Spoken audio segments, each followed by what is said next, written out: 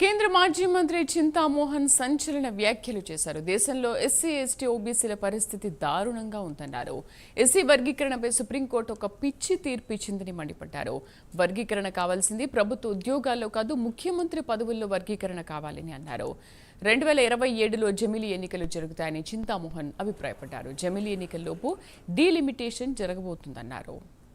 ఒక పిచ్చి ఆర్డర్ ప్రకారంగా వర్గీకరణ పైన ఏకసభ్య కమిషన్లు వేసి మరి అటు ఆంధ్రాలోను తెలంగాణలోను చేయడం జరుగుతూ ఉంది. నేను ఒక్క విషయం చెప్తున్నాను, వర్గీకరణ కావాల్సింది నర్సుల పోస్టుల్లో కాదు, వర్గీకరణ కావాల్సింది జూనియర్ ఇంజనీర్ల పోస్టుల్లో కాదు, వర్గీకరణ కావాల్సింది మరి క్లార్క్ పోస్టుల్లో కాదు, వర్గీకరణ కావాల్సింది ముఖ్యమంత్రుల పదవుల్లో.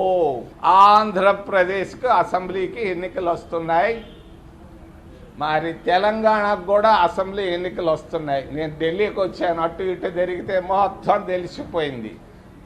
2027 సంవత్సరం జనవరిలో జమిలీ ఎలక్షన్లు దేశంలో పార్లమెంట్కి అసెంబ్లీకి ఎన్నికలు జరగబోతున్నాయని తెలియజేస్తూ ఈ లోపల డీలిమిటేషన్ కూడా పూర్తి కాబోతుంది.